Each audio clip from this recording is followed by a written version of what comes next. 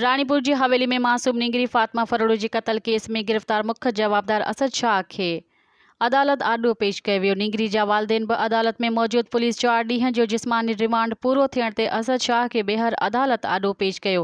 SSP Khairpur रोहल खोसो जी अॻवानी में police गुज़िरियल ॾींहं हवेली में सर्च ऑपरेशन दौरान वधीक 4 ॿारड़ियुनि खे बाज़ियाब करायो हो।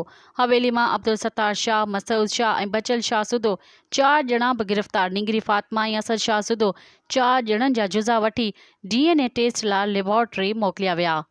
हवेली में मुलाज़िमा फातिमा जी पोस्टमार्टम रिपोर्ट में साणस जिनसी ज़्यादती जी तस्दीक थी चुकी है। रानीपुर जी हवेली में मुलाज़िमा निगरीअ खे तशद्दुद करे मारण वारे केस में सहूलियतकारी करण ते अॻूणो MS भी गिरफ़्तार।